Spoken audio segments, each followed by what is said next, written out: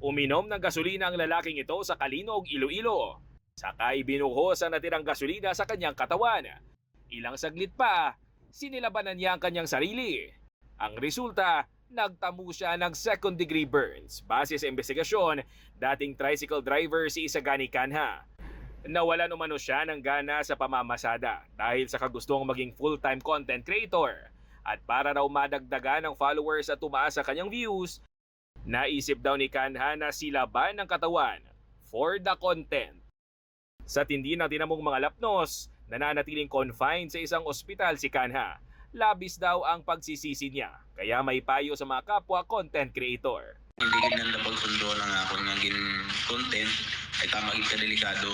Kag sa mga baguhan pala dyan, sa aking experience ko doon nga hindi kita consider na mag-vlog.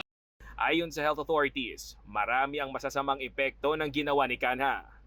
Chronic nga exposure no sa tawo no sang mga petroleum nga mga gases no can even lead to coma, to death, to even cancer. So how much more nga mainom niya. So amo na nga dapat hindi gid no likawan tagid.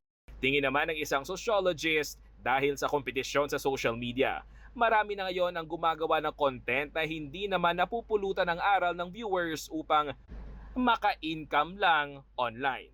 Siguro ang imo end goal na dira nga ang gusto mo nga mag-sell ang imo nga content is actually para nga makakuha ka man income out of it. No kay tiwai ka na ang wala man di gahambal nga it's a competition nga sa diin may award nga ihatag sa imo. Mula sa GMA Regional TV at GMA Integrated News, John Sala. Nakatutok 24 oras.